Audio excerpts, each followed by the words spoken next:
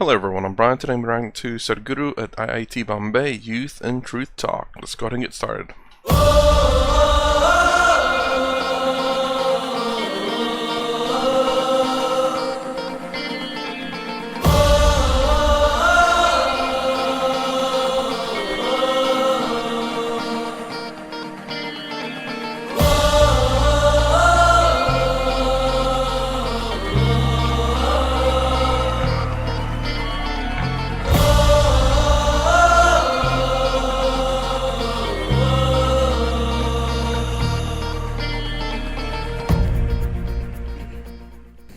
Namaskaram to everyone.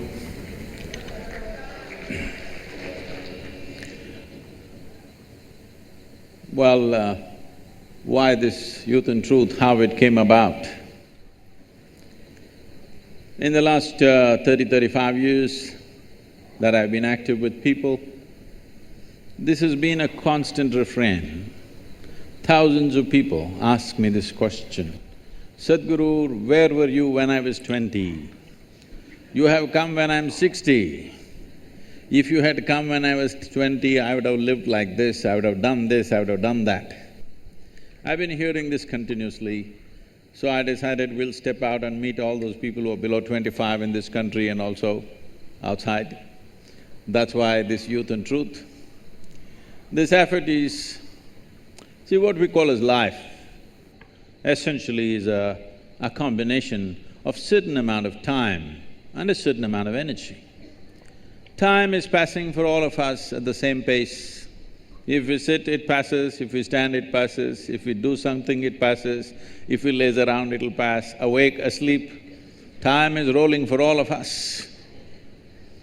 Only thing we can really manage is our energies. When you're youth, when you're in that segment of life which is called youth, you're at the peak of your energy. This is something most of the youth will not realize till it passes. That you're at the peak of your energy, life is not going to be the same way as years roll. So when this energy is at its peak, which is the only manageable part of our life, time is not manageable, it just rolls. This is the only manageable part of our life when it is raging at its peak. If we bring a certain level of clarity and balance in our life, this energy could become a phenomenal force in our life. This energy could become a possibility to unfold our genius. When I say our genius, every individual has a certain genius within them. Will they find the necessary atmosphere, necessary attitude, necessary situation within themselves and around themselves to unfold this or not is the only question. Unfortunately, I could be wrong with my percentages, but unfortunately I think not even 1% of the human population manage to really let their genius blossom in their life because they all get concerned with their livelihoods and other stuff. Very few people remain unconcerned and explore the possibility of what can be done at its peak within themselves and around themselves. So it is only 1%. My endeavor is in this generation, if we can raise this to 10%, we will have a brilliant world. We will have a phenomenal process happening in the world because after all, the nation, the world, the society are the products of human genius. Whether we live as a mediocre society or as a brilliant society is not decided by the masses on the street, but a few brilliant minds which come. If we increase the number and percentage of those brilliance, that brilliance to unfold in a society, that society will rage and flourish in a different way. In this culture, that's always been the focus. Always individual genius has been the focus because ultimately that is the determining factor. That is why we are in the universities seeing how to assist you in this process, not just learning engineering or technology, but how to unfold the greatest technology that we already have, which is human mechanism. Thank you very much for having us here.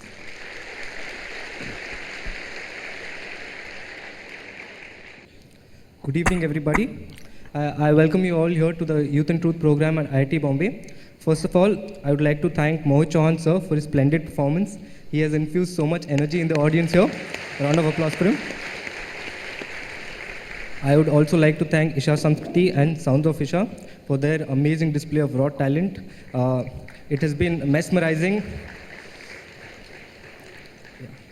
My name is Syed Saklin. I'm a PhD student, first year chemical engineering.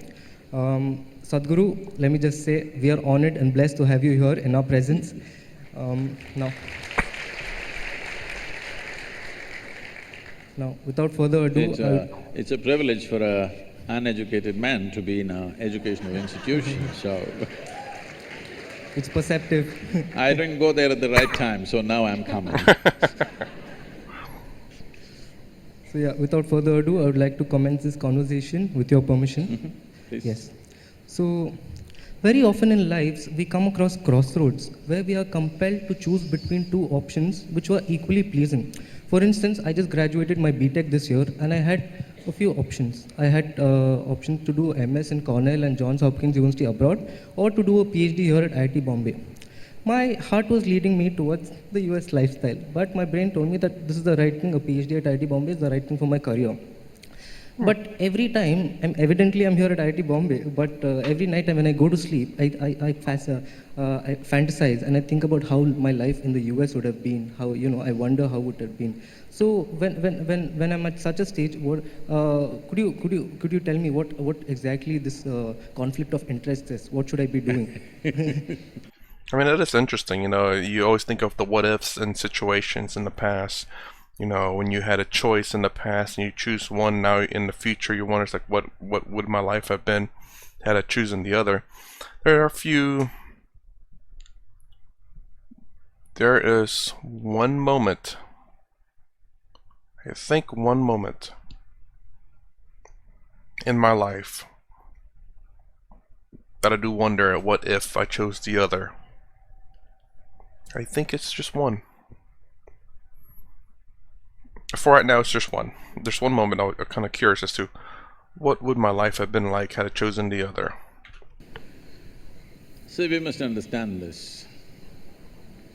People are always thinking, when it comes to education, career, choice of partners, marriage, at various points, what is the best thing to do?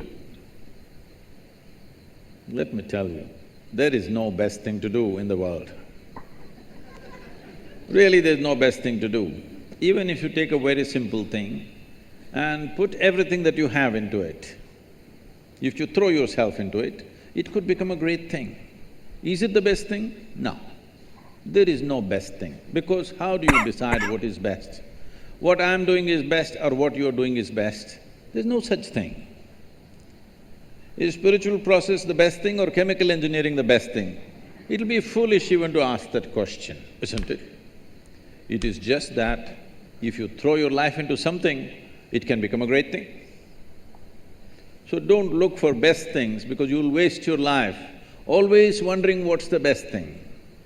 People come to me, they've been married for 35 years, have 3, 4 children. Sadhguru, I don't know if I made the right choice.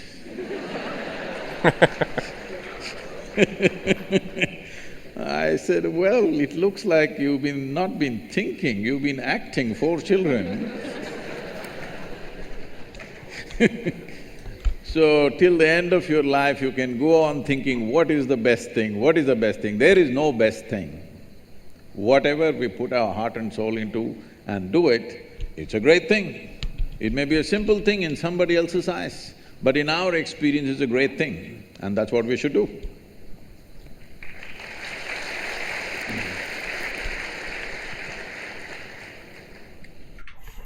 So is it that we should just…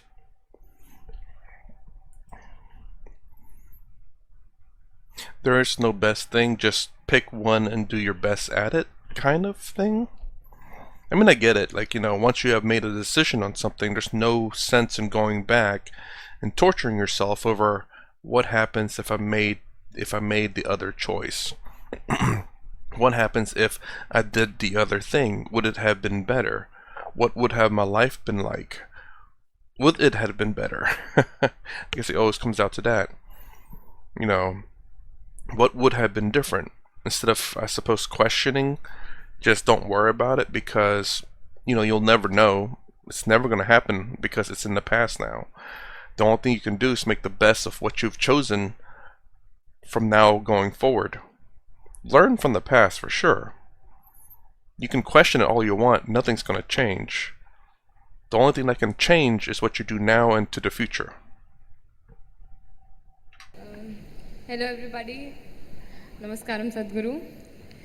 My name is Hiya and I'm a first year student here studying in the aerospace department. Aerospace, okay. Being a college student, we live in dorms and hostels and we're surrounded by people day in and day out. And with people comes opinions and ideas. So for instance, let's say I got up in the morning and I got ready for class and I'm about to leave and one of my friends joins me and she casually comments that your hair doesn't look very good today, like what's wrong with it? So some of us are of the type that we will rush back to our rooms and just fix it somehow. That might even mean that we are late for class. But let's say I didn't even do that. But that thing would keep going in my mind, like throughout. I would be in the class, but I'll be thinking about my hair. So it is others' opinions and ideas have a very deep effect. Although it varies from person to person, the amount of effect it has. But how do we take the good out of it and still not lose our individuality and uniqueness in the process? I mean, that's really strange, I guess, is to... I guess for me, it's, I intended to come out that way, so I'm not really worried. I mean, as long as, like, I'll grab some water and just slick it back then, just do that. Fix it real quick. I mean, unless your hair's, like, sticking out, like you just got out of bed and it's all sticking all over the place. If it's just a little frizzy, just go to the sink, slick it back, I don't know, some people have really wild hair, but, I mean, who cares, really? I mean, if you're really that worried about it, do something about it then. But otherwise, don't really be bothered about it. Who cares? It's just one day, it happens to people. Just get through the day, and next time, I guess prep yourself better, I suppose. It's not really that big of a deal. Understand your body so that, for example, me, I wear hair gel just because my hair is kind of long and I don't want to get a haircut. And the hair gel just keeps the hair in place all day. And sometimes, well, I'm not wearing it now, but because I don't care. But yeah, I understand that when my hair gets really long, I put hair gel in it so that it stays in a particular spot. And then after that, I don't care. I mean, I'll fix it if it's really bothersome, or if something's really out of place, I'll just fix it at that moment. But, other than that. Now, Just bother about in this world, more money, probably 10 times or even 100 times more money is being spent on hair products than on the brain products. So it looks like a whole lot of people don't care what is inside, they only care what is outside. But you can see. So, for those people who are in a certain state of their life where they need to intensely focus on something, very intensely, where they need undivided attention to achieve what they want to achieve, normally we shave their heads, so that they don't have to stand in front of the mirror every day. See, I don't have to stand in front of the mirror, every day I look the same. So I don't have to check how am I looking today. So when you're focused on something else, certain things get less significance. How we look, is it important? Yes, it is. To some extent, it is important in our lives. But right now, you're not going to walk the ramp, you're going to the class, okay? So all you have to do is bundle up your hair, tie it up on top of your head so that they can't see your hair, they can just see the knot. and they can see the size of your head, that's a good thing. It is not that one should not be concerned about their appearance, of course it matters, but where does it matter, where does it not matter is something we have to decide. If it matters too much everywhere, I've seen people about 27 times in a minute, they if you're adjusting your hair half the time in your life, what the hell are you going to do of any significance? I'm not saying you should not have hair, I'm not saying you should not keep it well, but if you are so concerned about your appearance, obviously you're a bit empty inside. Ooh. There's some more stuff within you. You wouldn't be so concerned about your appearance. Taking care of our appearance to a certain extent is important. Well, if you're going into the films or you're a model or something, you have to take care of it much more, maybe. But for an engineer, if you're presentable, it's fine, huh? Exactly. It's not… it doesn't end at the appearances. It's about the general opinions of life and about ourselves. Let's say anything about us that they have, that people have, they somehow… Whatever kind of opinions. That's the thing, is that she's so worried about what other people think of her. Don't get me wrong. You should have some concerns about how people think of you. But the most important thing that you can do is to be yourself. Act yourself, be yourself. And people will see you for who you are without you having to present yourself in such an exuberant way. Be kind, be funny, be whatever.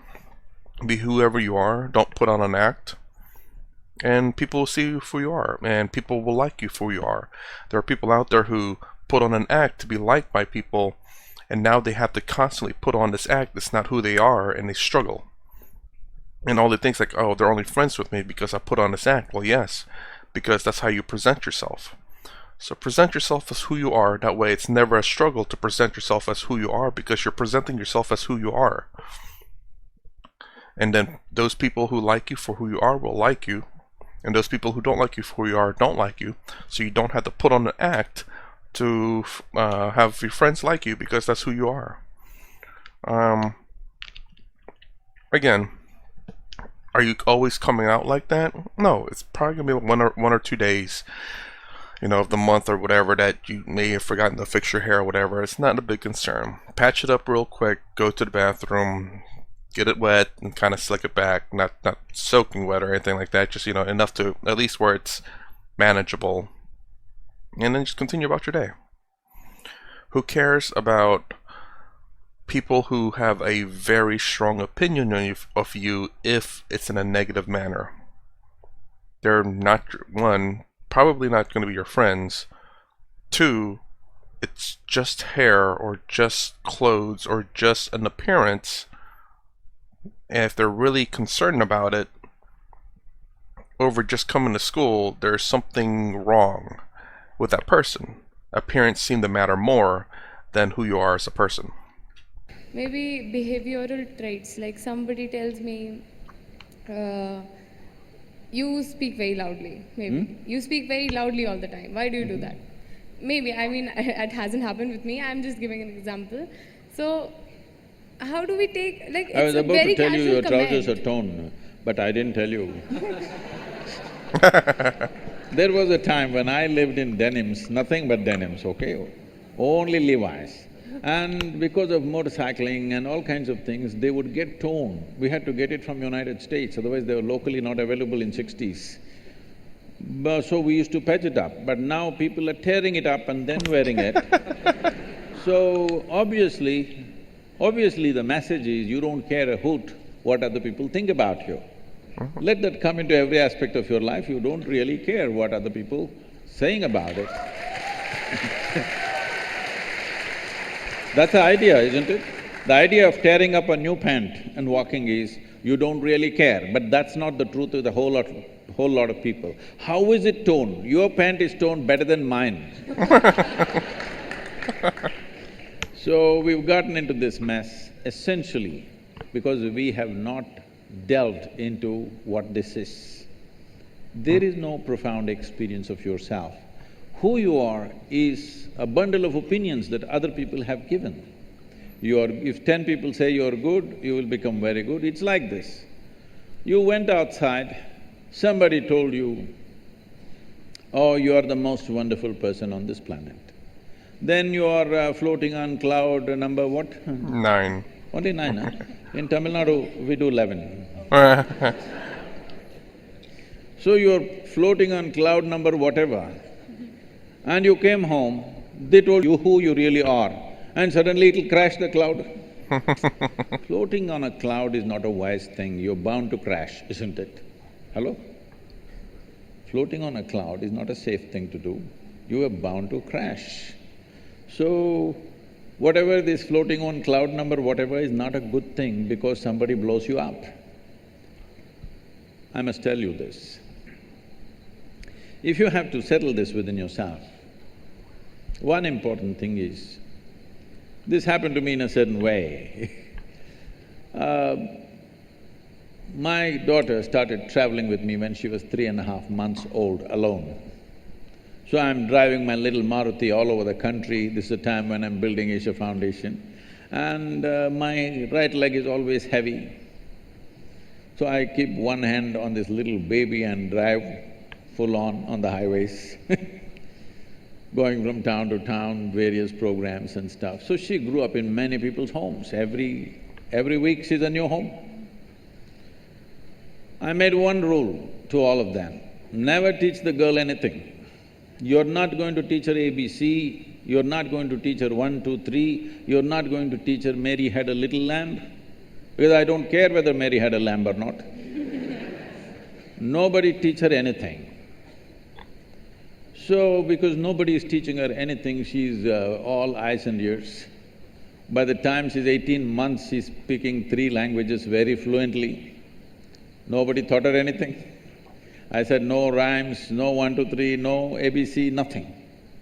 She grew up like this and I wouldn't have sent her to school, but my schedules were crazy, plus no company of that age group around, she's the only girl. So I put her into school. When she was around 12, one day she came home little disturbed because of what happened at the school. And she said, you're teaching so many things to everybody, you're not teaching me anything. I said, well, I am not known to do these things unsolicited. Now that you've come, we could try something. I said, see, this is all you need to know. You never look down on anybody, nor do you ever look up at anybody. Then she looked at me like this, what about you, kind of thing. I said, see, if you look up to me, you will miss me completely. If you look up to me, what will you do? You will take my picture and nail it into the wall.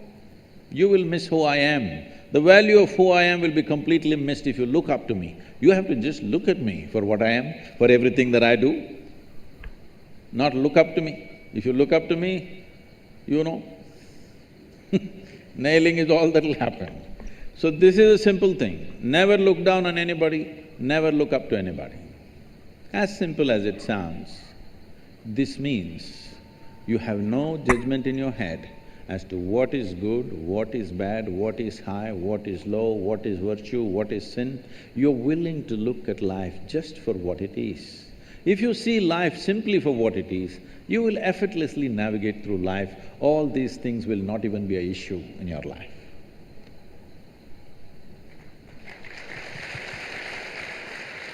I am Gaganpreet Singh, pursuing Masters in Geoinformatics and Remote Sensing in CSRE department at IIT Bombay, sir. Sir,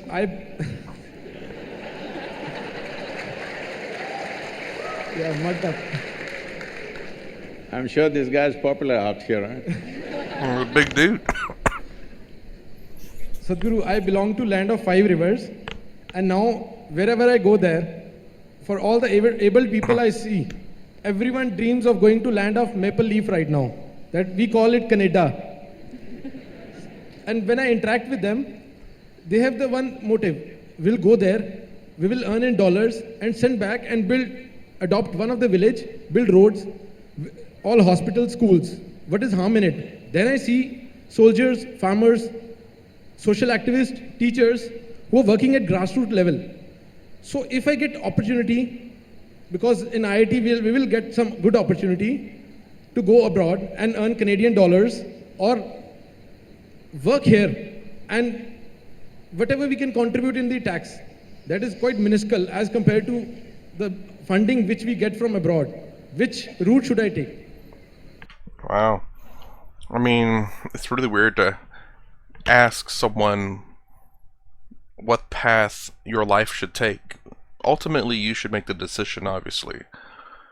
But I do get it. It's a very difficult a difficult question to ask yourself. You know, honestly, I don't know. I mean, yes, there's always obviously it's great to go directly to those areas and help them out directly, but you can only do so much as a person there and making very little money. Whereas you can go abroad and make a lot of money, and then hopefully come home and with a lot more money help the town. I guess there's always the problem that you may end up kind of like the that one video where they interviewed a whole bunch of Indian people in colleges, and one of them had really high hopes to make a lot of changes, to go abroad and come back and make changes. But I don't think he ever had a chance. I don't think so. Again, I can't quite remember, but yeah, there's was it one person that was very passionate about the country, wanted to make a lot of changes, but I don't think he really. I think there's one that did get the chance to get into like politics. Another one that wanted to go abroad, make money, and then come back and make change, but haven't heard from the person. He could have done it. Maybe he forgot. Who knows? It's a very difficult. And you're talking about, he obviously he's not just going to come to Canada 1 year, work there for 1 year, and come back and make enough money to make change in a village. That's something that's going to take a lot of time, because you also have to make money for yourself so that you can live and keep making money, and then be able to make enough money to make changes back home. Oh. See, India is an ancient culture. An ancient culture means there are many benefits, because there is immense wisdom and there is also a heap of bullshit. To sift through this bull and get to the wisdom takes some effort. The 5 rivers are in a pathetic state. Yes. And the land has been ripped through completely. So naturally people want to go elsewhere and do the same, to another continent. Well, Punjab was an important part of the Green Revolution in this country. That's very wonderful. But at the same time, this Green Revolution became relevant in our country simply because we were in a desperate state. We had every 3 to 4 years bad famines where sometimes millions of people died in the last century. But the last famine we have had is probably 1962 or 3. After that, we have not had a famine, we have had droughts, bad agricultural years, but no famines, no mass deaths at least. So it's fantastic. But these were desperate measures what we took because to beat that situation. So we exploited the land in a certain way, which is not healthy long term, but we did it because it was kind of emergency for the nation. So now, should I go abroad and send Canadian dollars? I'm not saying you should not go abroad. If you think you're going to learn something better there, acquire some more skills, then you can gather here. If there are possibilities, or even if you're going to work there, but don't think in terms of you'll earn dollars, then come back and build your village. That's a long shot. Actually, what we need in this country is not necessarily dollars. What we need in this country is a corruption-free, clear, focused and dedicated people. That's what we're missing. I mean, obviously, yeah, that's Absolutely true in any country, really. I mean, I guess the thing is that it's going to be a lot easier with money, obviously. But money in itself is not going to solve everything. It can only make something easier if we're heading in the right direction. So yeah, Sadhguru's right in terms of, corruption obviously being the bad thing. Money corrupts in a lot of ways. I guess it's kind of like something I think of here in the United States, where there are problematic schools where they're not teaching, what is it? The amount of money being spent in the schools are not elevating the education of the students there. Even though more money is being thrown at the school, the students are still not doing good. So to say that money will solve it, it doesn't. There's obviously another issue aside from money that needs to be fixed. And I guess that's what Sadhguru is trying to point out here. Same thing that happens in certain schools in America. Money is there. We don't really need money from outside, really. It is just that we are constantly busy working against each other at so many levels, okay? Our energies are simply spent throwing things at each other all the time. If you don't understand what I'm saying, just turn on one of the English news channels and watch in the evening. How much energy is simply wasted, simply saying rubbish against each other endlessly.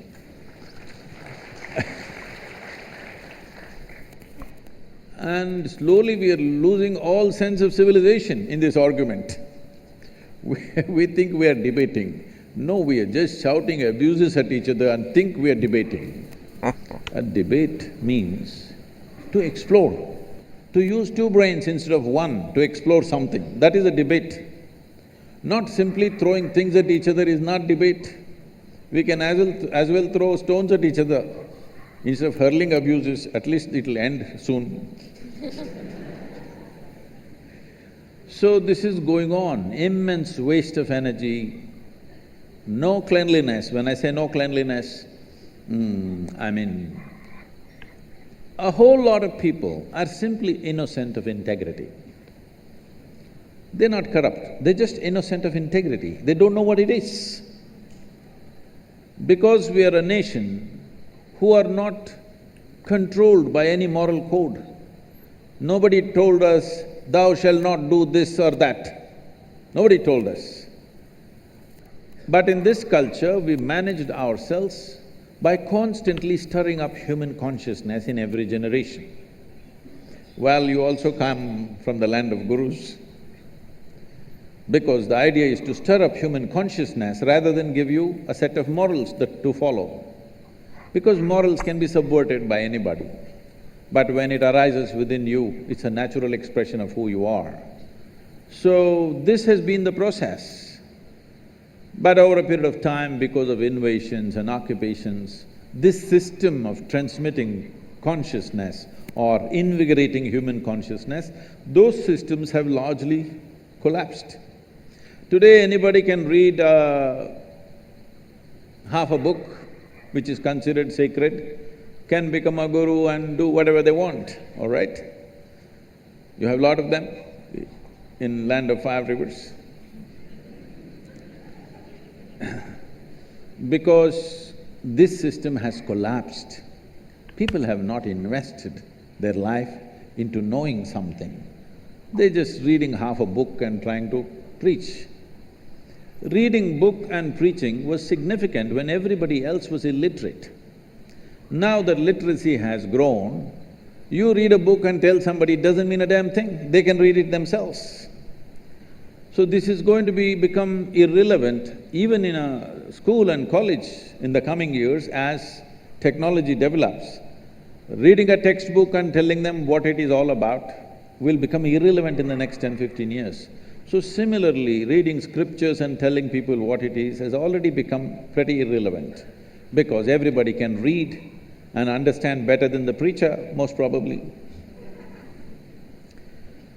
So this process of what shall I do? Should I go there and send dollars? If you are going there to pursue something, it is fine. If you think there is some form of skill or education or knowledge or even a profession which is not available here, you want to go there, it is fine. But you are going there to make dollars and send it back, please don't waste your life like that. There is so much to be done here. If you have integrity, why I'm focusing on integrity is, this has been a scarce thing. I must tell you this. About 7, 8 years ago, I was in the United States and somebody told me, Sadhguru, if you type the word spiritual on the net, every day over 100,000 people are typing the word spiritual.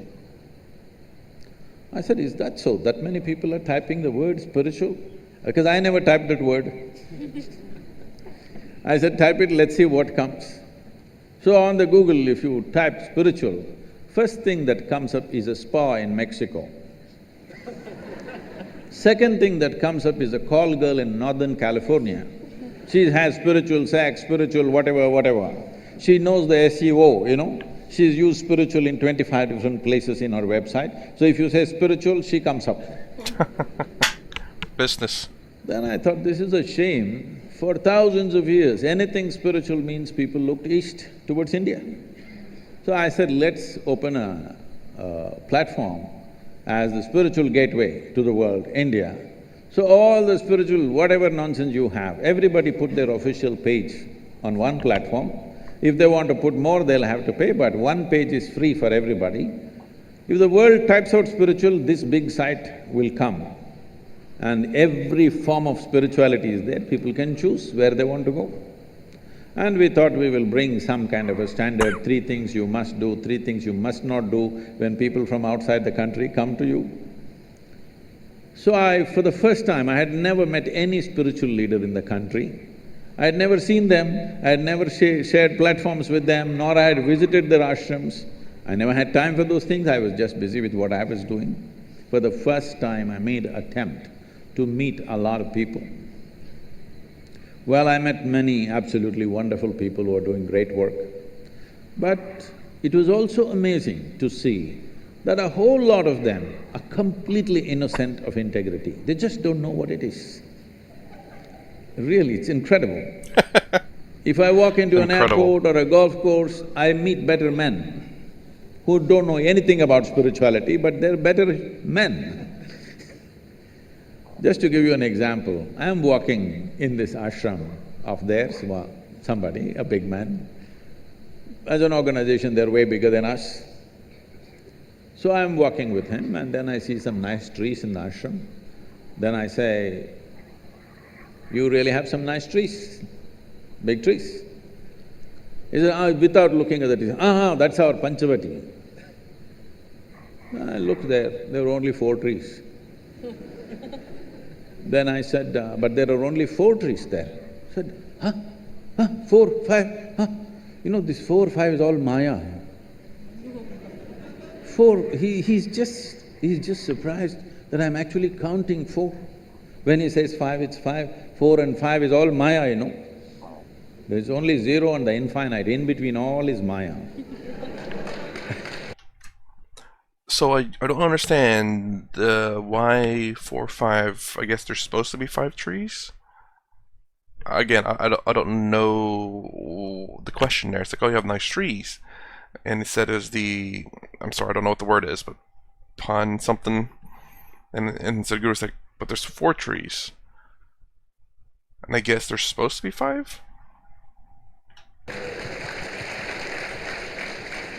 So, whether it is politics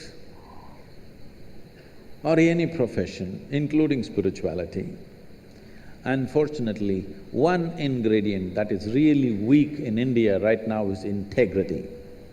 If you think you have integrity, please stay in India. We don't want one more to escape. Sadhguru, Okay, so that's going to be enough for this video. I mean, that's not just lacking in India, it's lacking in a lot of places. I think anywhere there's, I think it's just more,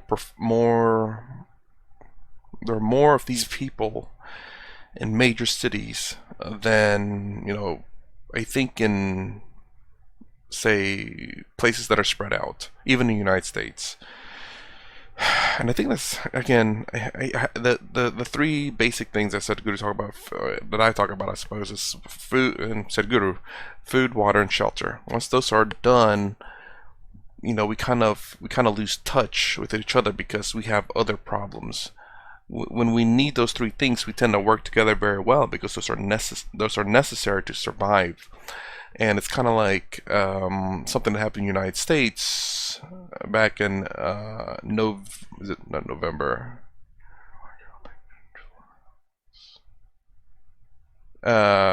September the 11th. You know, during that event, you know, people are united because there's a commonality. For the most part, there's a very, very commonality, and we've been attacked. So everyone felt united because we have a common enemy. It's not necessarily just the enemy, it's more like if don't get me wrong, like being attacked as a nation or whatever will unite people really quickly. When you're out surviving, you will unite really quickly because it's very difficult to survive. When there's difficult situations, people tend to unite very easily. But once the three things are solved very easily, there's no reason for us to unite. We can do things independently of each other, so there's no real camaraderie there. There's no real need for each other because I can get what I need without you. So there's that how do I say, it's really weird to say, not independence, but I don't know what to call it. Just because I don't need you, then I don't have to depend on you for something.